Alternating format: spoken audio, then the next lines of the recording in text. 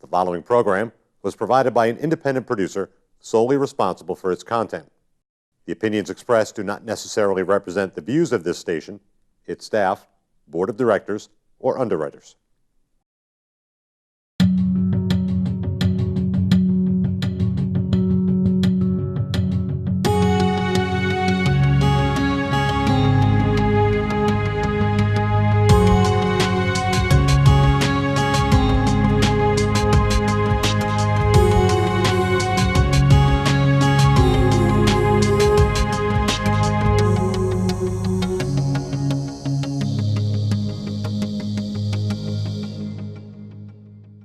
Hi, my name is Joy Barrett. I'm the Executive Director with the Granite State Children's Alliance. We operate 5 child advocacy centers here in New Hampshire. And over the years, I've had the privilege of working with some really incredible organizations here in New Hampshire, and it just gives me a great privilege to be able to have this opportunity to talk to executive directors throughout the state about the work that they do. And I want to challenge all of you out there to really think of the word nonprofit in a different way when you start to learn about the organizations in our great state.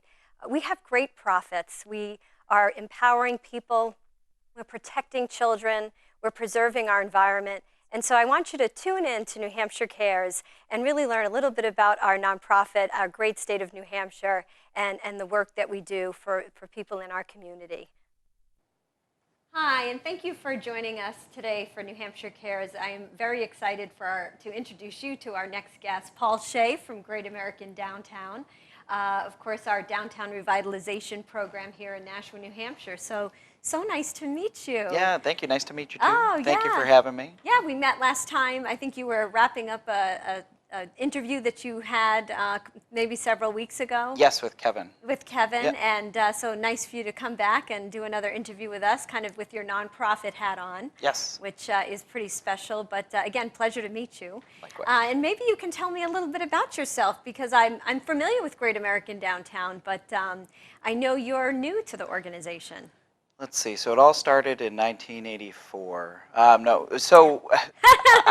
So I grew up in Pelham. I went to high school at BG in Nashua. Okay. Went to college at Revere Okay. for nursing, actually. Okay. And moved downtown in 2009. And so when this job opened up, I've been engaged in a bunch of different community activities, and I thought it would be very interesting and fulfilling. Mm-hmm. And to my pleasure, they accepted my my application for the job. Oh So, my gosh. yeah. Well, again, welcome. And I've heard some great things, so your reputation is certainly preceding you.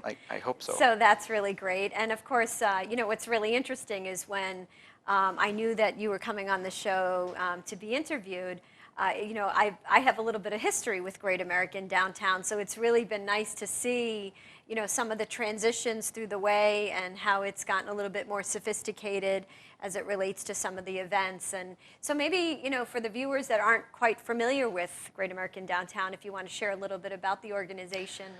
Yeah, so Great American Downtown is a 501c3 nonprofit with a long history here in the city. We are focused on promoting, enhancing, and building upon economic and cultural vibrancy in downtown through both marketing and through community events. So that's our nutshell mission statement there. For folks who are familiar with the Holiday Stroll, the Taste of Downtown, the Farmers Market, Restaurant Week, we have a whole host of regular annual activities that we put on to bring folks downtown and highlight some of the good stuff that we've got here. Well, those are signature events, certainly, that have grown over the years, which Yes. is pretty terrific. If we can focus for a minute on the Winter Holiday Stroll, which, again, I've attended with my family. I've been a member on the committee, for the event, obviously years ago, but came from an event where there were only about 1,000 people. How many people attend that event now annually? Yeah, so projections put us at about 30,000 people attending Wow. the event. Yeah, so it's pretty cool. And a couple of years back, I've been attending the event for a number of years, but a couple of years back, for the first time, I did the stroll itself, the procession from City Hall down to the Hunt Building for the lighting of the tree. And It's really impressive just to have that large group of people with candles just strolling right down. It's a really, it's nice. Yeah. It feels good. I know, for me personally, I live very close to downtown, and for me personally, the stroll always kicked off the holidays for me. And kind of starting at City Hall with a candle, and then walking up towards the Hunt Building, and really very real special event. So I know it's taken really some different shape over the years. We have different venues in which there's entertainment. Are you still organizing a lot of that, and have you started working on that particular event already? Yeah, so actually we have started working on it. We are presently accepting applications, although by the time this airs, I don't know that that will be the case. The deadline for musicians is August 28th. We're looking at a deadline of October 1st for nonprofits. So yes, we're definitely going to have some entertainment. There's going to be live music. I've been reached out to by some folks about some creative ideas that I don't want to spill the beans just yet until we nail down the details. But it should be a pretty exciting event, with all of the great facets that folks have come to enjoy over the years. Sure. And this year will be what number, Stroll? I want to say 22. 22. Yep. I know 20 was kind of the big celebration that we had, and so now we're at number 22. That's pretty terrific. And 30,000 people. I can't go wrong with that. Yeah. I mean, it's certainly an exciting atmosphere, and there's it's very festive. And of course, it lends itself to the economic development that certainly is part of the mission of Great American Downtown, to introduce people or reintroduce them in some respects. Downtown is always changing, and I think it's nice to bring people down again and again because it does change. The landscape changes a little bit. Do you find that the merchants downtown embrace the event or a lot of our signature events to really help with that? Yeah, and a lot of the merchants have come to really appreciate what I call collateral retail activity. We have these great events. Folks come down for the experience and for the memories, but also happen to stop in at shops and stop in at restaurants. So, the downtown business community certainly benefits from events like the Holiday Stroll. One of the things that I'm looking to do this year is incorporate to a greater degree the downtown business community, be it with street food offerings or things like that. We are also this year looking forward to launching Small Business Week. So the Shop Small Saturday that American Express does. Yeah. Saturday's a pretty good day for shopping small downtown. But with the street closures that happen early on in the day so that we can have this great event, we've got an opportunity to kind of highlight a whole week of kind of promotional offerings for businesses. We do things with restaurants a lot, Restaurant Week. When is Restaurant Week? Restaurant Week is going to be October, I do believe, 11th through 17th, and that will coincide with the Gate City Fall Festival. Oh, terrific. So once downtown has transitioned over into fall mode, we'll have Restaurant Week. We're also looking forward to a scarecrow competition. Oh, nice. Between downtown businesses. Nice parade. I believe it's the second annual Gate City Fall Festival. Okay.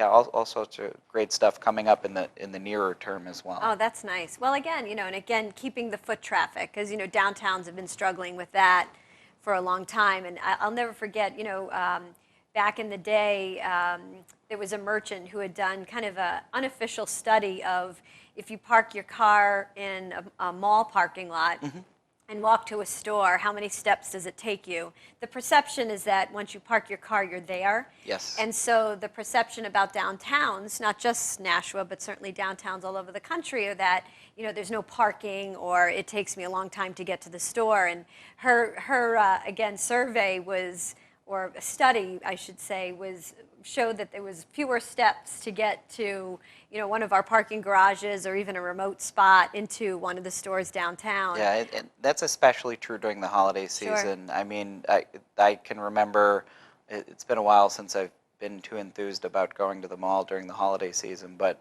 when that time comes, you're parking, Yeah. 3 acres away. Right. Downtown Nashua, the parking garages largely are within 2 to 3 blocks, which is not Right. that far. It's not too far. They're centrally located, Yeah, and so it's very much a perception it's thing. a perception. It's getting people, kind of acclimated to shopping that way and using the downtown businesses.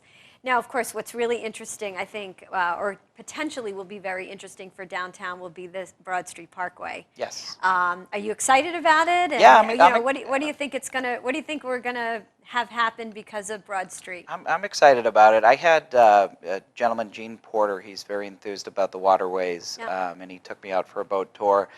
And He's a neighbor of mine. Is he really? Yeah, he lives up Concord Street. Has he ever taken you out on his boat? No, but he's taken many people out. He has a beautiful wood Lyman boat, and if you ever get a chance, it's a great trip. But the thing is, you drive down Broad Street itself, the Broad Street Parkway. From the road view, you don't get the idea of the extent of what this project is. It's huge, and to go up toward Mine Falls, up the Nashua River and back down, and get to see all the different bridges, retaining walls, everything. It's a really big undertaking, and it's certainly going to have a positive impact with that improved access to the back end of downtown and in through the mill yard. Yeah. It's going to cause, I think, some really neat development in the mill yard area. I think downtown has traditionally struggled, specifically Nashua, in that we're not just right off the highway. It's not visible from the highway. You really have to know how to get there.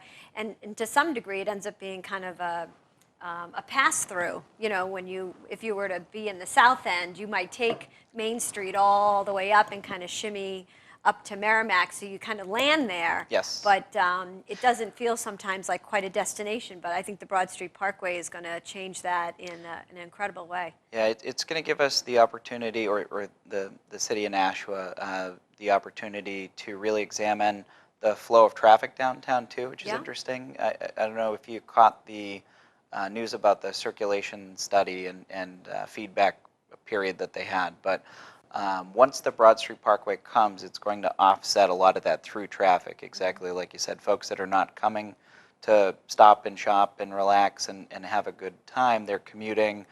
It's going to let up on some of that pressure and provide some opportunity to really examine what we do with our streetscape and how we can improve the flow of traffic, and also perhaps accommodations for increased bikeability and walkability. I know the health department's working on some plans for that now. That's great. Which is very exciting. So we've got a lot of great stuff ahead downtown. That's pretty cool. Now, I know that you are working on the Art Walk. Yes. Right? You came from there, I think, today, or doing some actual work with Art Walk today. Yes, yeah. So I'm also on the board for City Arts Nashua, and I'm the chair for the Art Walk committee this year. So we're working on that event. Today I was working on signage, sign packaging, and a number of different things. We are looking to shrink the footprint of the Art Walk this year to make it a more tight-knit experience where you feel like there's excitement, every at least 100 feet where there's something happening. In the year past, I was on the committee, and we had some challenges with the span of the event as far as things go. And we tried to supplement that with a shuttle bus, but it didn't really hit the mark for the experience that we're shooting for. So we're pretty excited. We're going to have artists at 30 Temple Street, at the Picker Building. We're going to have children's activities at the Nashua Public Library, as well as artists at downtown shops. It's basically going to be from about Pearl Street to the Main Street Bridge, which will make for a really nice loop, and so it'll be great. The other cool thing. Well, we're gonna take a quick break. Okay, so we'll be right back with Paul Shea from Great American Downtown.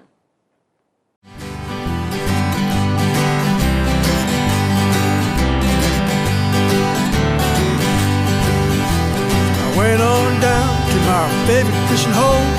Baby grabbed a pole and line, put my pole in. I caught a catfish and I brought him home for supper time. Any fish bites if you got good bait. Here's a little tip that I would like to relate. Any fish bite if got good bait. I'm a going fishing, yes, I'm going fishing, and baby's going fishing too.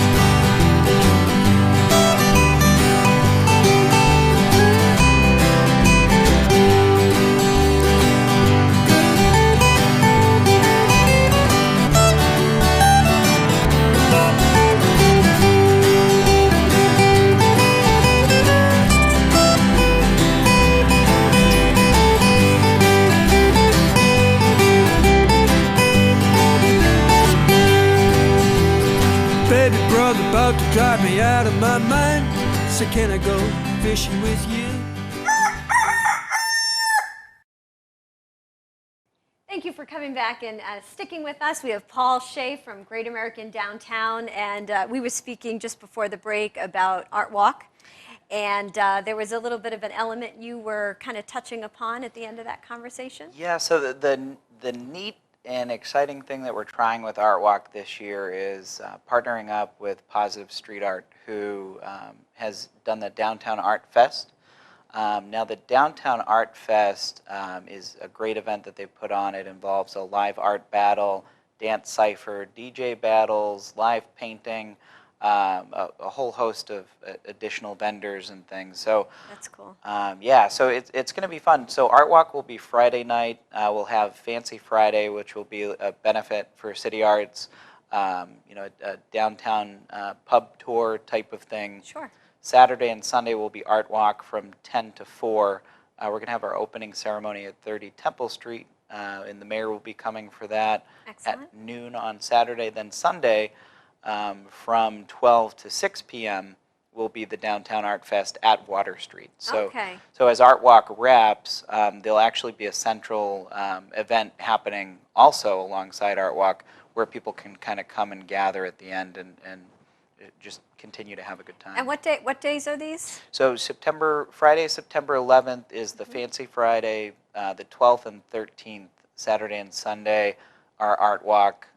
Sunday is the Downtown Art Fest at Water Street, Le Parc de Notre Renaissance Yes, I know Française, exactly where it is. Yeah. which is a heck of a mouthful. It is. It is. But what a beautiful statue down there. Yes, Yes. it's gorgeous with the French mill worker reading to the kids, right? Yeah. Yeah, it's beautiful. Well, and you know, I've seen so many improvements downtown. I've been here for about 25, 26 years.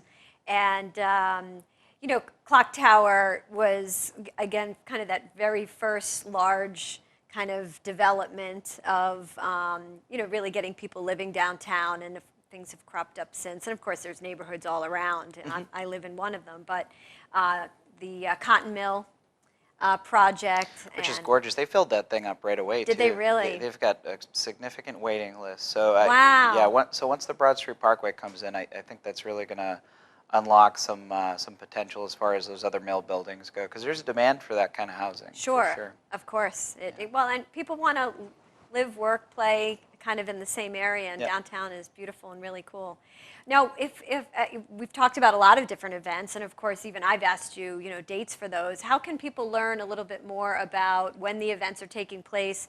Obviously, there's a website, Yeah. but is there a publication or something that they can get their hands on? So the best resource and the one that we invest the most of our time in as far as getting information out is our online newsletter. So I don't know if you have caught that. It's gone from bi-weekly to every other week. There's so much stuff going on that I have made it more digestible for people. Sure. So the newsletter is a great resource. Our Facebook is a great resource. We're working on tuning up our website. It's been about 4 or 5 years since it's had a reboot. So it's about time to revisit that. But I would say go to downtownnashua.org. Okay. Sign up for the newsletter. There's a tab there. I put about 4 or 5 hours every week into kind of crafting that, so it's really nice and really reflects the vibrancy that we do have going on. That's terrific, and the more following, the more people, and sharing that is really key.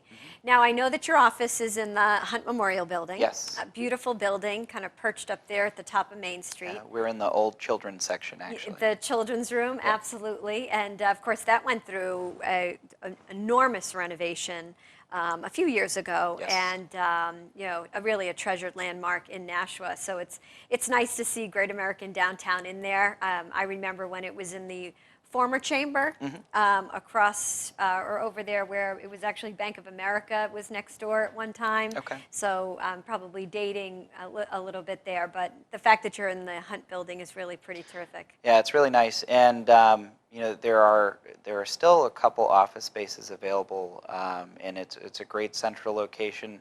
They also just invested a good bit in refinishing some of the woodwork in there. So Really? yeah, so if you get a chance to stop by, come visit. The work that they've done is just really it's made a beautiful place even more so. And I hear they have a new administrator Yes. who is starting or started maybe Monday or She maybe a started week Monday. ago. I believe her name is Amy. Amy. Yeah. So shout out to Amy. Yeah. And is Cale Bellavance the chair of the trust? To be honest, I'm Trustees? not sure. I want to say it's Charlie Matthews. Charlie, okay. It could be. He was the chair at one time. And I know that there's been some transition there, Yeah. and I'm not entirely sure. I do see her in there often. Yeah, she's a rock star. Yeah, Yeah. She puts her heart into that building. It's She really really nice. does. You can really tell. So it's really great. But it's nice to see Great American Downtown in there. And of course, organizations. A lot of the people get to see the results of the work that you do. Of course, they go to the stroll or they go to the taste. But of course, it is an organization and it functions like one. I'd love you to tell us a little bit about the organization from an operational perspective. Yep. How are you funded? Do you have any staff? Do you need volunteers? How can they reach out if somebody watching is interested in kind of getting involved? Yeah, so staff, it's myself and Deb Sutton. Deb works 12 plus hours a week. There's some flex in our budget there depending on if we have a high volume of activity going on around events that are coming up. I know I'm going to be relying on her heavily come time for the holiday stroll when we get closer to that. Sure.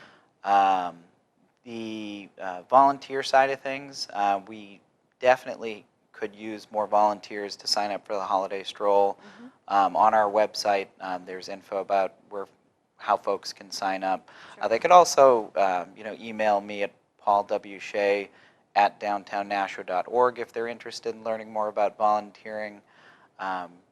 We've got opportunities throughout the year depending on what folks are into. With regard to volunteering, I really like to see if we can find opportunities for folks that kind of cater to what they want to be doing.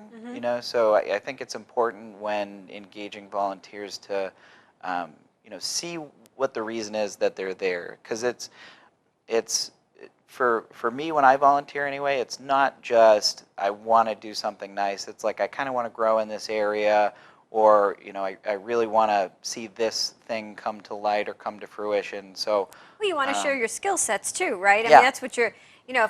If someone has a particular interest in or ability, being able to best leverage those for things that you need, because Yes. you're an organization with 2 people. yeah, and running.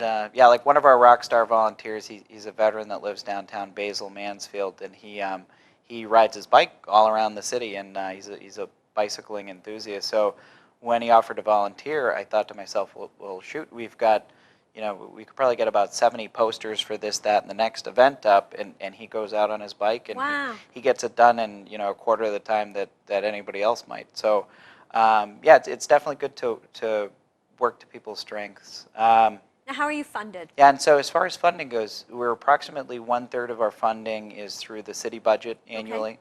About the remaining 2/3, 3/5 is from events, so event fundraising. The vast majority of that event fundraising that is net after the event, because some events cost more to put on than others. The holiday stroll is one of the more expensive events on our end of things to put on.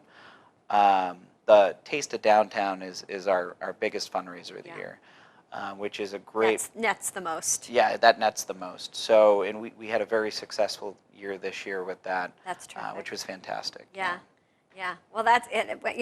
And it's important to be sustainable, right? So Yep. the fact that you have some diversification in your funding structure, makes a big difference so that we know that Great American Downtown isn't going anywhere. But I'm Yes. certain that if anybody's interested in donating, they probably should Yeah. come and talk to you. Or, Yeah, I got a Yep. call from someone who was very happy with the way that we've been doing things in recent months, and they wanted to send us a check, and I will gladly hear from more folks like that. That's terrific. For sure. Well, we have a few minutes left, so I have one simple question, Yes. and then we can talk about some new initiatives that I think are pretty important for people to know about. Sure. If you had a money tree in your backyard, right? Yeah. Where would you invest in the organization? Not necessarily downtown, Yeah. but where would you invest in the organization if money was not an issue? Is there something you really need? So, something I really need. For our organization, what we're doing is it serves a purpose, but the word need, there are people who need things. Right, right.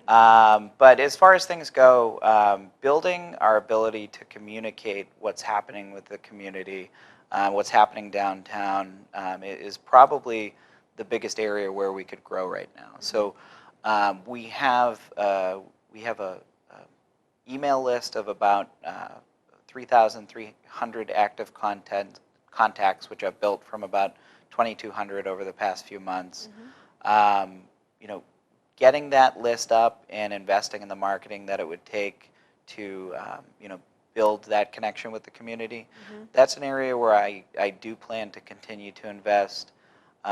There are some things that, we might be able to use on a regular basis, like a PA system or something like that. So that way, we're not renting equipment Sure. when we are an organization that could use that type of equipment often. You're using it regularly enough that it, pays for itself Yeah, in being able to do Exactly. it. And then the other thing I would say is capacity building. So right now we've got a part-time person. I would love to have her more often if the budget called for it. And having an additional person who's in the office regularly, whether it is a paid person or a volunteer, to have that to kind of build on the programming that we're doing, build on our volunteer base, because with all the things that I do, volunteer coordination, unless it's event specific, it's not on the top of the list. Right. But if I had a volunteer coordinator, that would be incredible. That would be terrific. Because we've got all these great ideas floating around the community about things that we could do to make downtown even more exciting. Right. It's just the capacity to yeah, be able to exactly. to be able to do them. Well, we have a little less than a minute left, and I know there are a couple of initiatives. Is there one in particular you want to call out of some new things that you're doing? Oh, I don't know. I would say that I've gone to our board a couple months back, and I said we should be scheduling for vibrancy, more frequent events, so that way we are either organizing or partnering on something 1 to 2 times a month throughout the year. Sure. We've got a set of 4 great core events. This year we've also added a Steampunk City Festival in partnership with the library. We've highlighted a few cultural festivals, the French Cultural Festival, Celebration of Democracy on Indian Independence Day. I want to keep building on cultural festivals because I think we have many cultures to celebrate here in the city. I don't think there's any one thing. Farmers Market we're building, it's going gangbusters. There's no one thing. I just want to say, if there's anybody out there that isn't engaged with what we're doing, the newsletter, the Facebook, and you're interested, get in there because we'd love to communicate to more folks all the great stuff that's happening in downtown Nashua. Sure. Well, Paul Shea, you are a rock star. Oh, stop. Thank you so much. Thank you. Came here in February, so again, thank you so much. Very nice to meet you, and thank you for tuning in to today's New Hampshire Cares. The preceding program was provided by an independent producer solely responsible for its content. The opinions expressed do not necessarily represent the views of this station, its staff, board of directors, or underwriters.